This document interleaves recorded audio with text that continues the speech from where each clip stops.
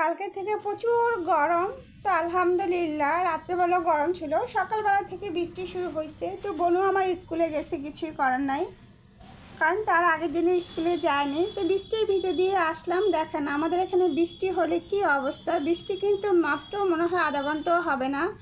তো যারা কলোনিতে থাকেন, বিশেষ করে এজিবি কলোনির অবস্থা কতটা খারাপ। এরকম আধা ঘন্টা 1 ঘন্টা বৃষ্টি হলে এরকম পানি একদম দেখা যায়, বের হওয়া যায় না। আর এই পানিগুলো একদম ড্রেনের থেকে উঠে হাত পায়ে লাগলে পুরো অ্যালার্জি হয়ে যায়। তো কাদের কাদের এলাকায় এই অবস্থা হয় অবশ্যই কমেন্ট করে বলবেন। তো আমাদের এই অবস্থা কিছু বৃষ্টিতে, আর প্রচুর বৃষ্টি হলে কি হয় সেটা তো নিশ্চয়ই বুঝতে পারছেন। আর যারা কলোনিতে থাকেন বিশেষ করে তারা তো নিশ্চয়ই জানেন।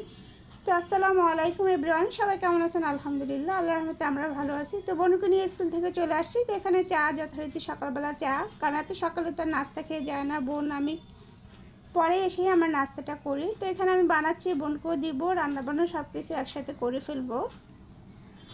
আর আমি এখানে পাশে ডাল ভেজে নিয়েছি, মুগ ডাল দিয়ে সবজি রান্না করব। তো যেহেতু আমার আন্টির শরীর ভালো না, আর আমাদের বাসায় সবজিটা সবসময় থাকে, যেহেতু ডায়াবেটিসের রোগীও আছে, আমি নিজেও পছন্দ করি।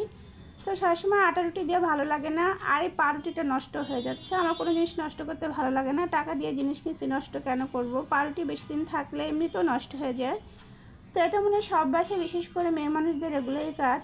দেখা যায় কিছু নষ্ট হয়ে যাবে, তার জন্য খেয়ে ফেলে না দেওয়ার জন্য।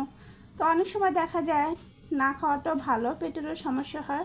কিন্তু আমরা বাঙালি, আমরা এই কাজটা কখনোই করি না। দেখা যায় নষ্ট হয়ে গেছে, ডেট চলে গেছে, তারপরেও অনেক সময় খাওয়া হয়ে যায়, যে ফালাই দিব। আসলেই মায়া লাগে, সব জিনিসেরই অনেক দাম।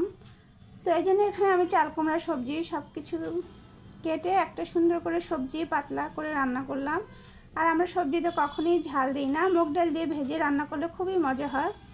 আর পাশের চুলায় আমি বুট আর আলু সিদ্ধ দিয়েছি, যেহেতু আজকে বৃষ্টি ওয়েদার, তো বাসায় বিকালবেলা এগুলো বানালে খাওয়া যাবে। আর কষ্ট করে বৃষ্টির ভিতরে বাইরে যেতে হবে না। তো সেই জন্য একসাথেই আমি সবসময় বলি যে বিকালের জন্য কিছু করতে হলে দুপুরেই সেটা রেডি করে রাখবেন। বিকালবেলা আসলে করতে করতে রাত হয়ে যায়, তখন আর রাতের ভাত খেতে আবার দেরি হয়ে যায়। এই জন্য দেখা যায় একসাথে করে নিলে সুবিধাও হয় কিন্তু কাজের। তো এই যে মুগ ডালের সবজিটা একদম আমি বাগা দিয়ে ফেললাম। লাস্টে বাগা দিলে কিন্তু খুবই মজা হয়। আর এটা আমি দুন্দুল দিয়ে রান্না করব। এখানে বাইলা মাছটা বড় বড়ই ছিল।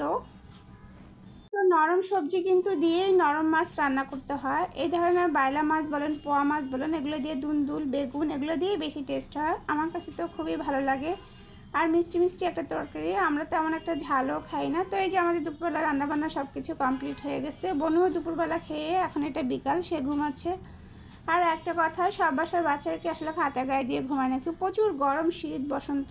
আমার বোন দেখি 12 মাসে খাতা গায়ে দিয়ে ঘুমায়। তো এটা কোন কোন বাসার বাচ্চারা করে, নাকি আমার বোনই করে, আমি আসলে জানি না, অবশ্যই কমেন্ট করে জানাবেন।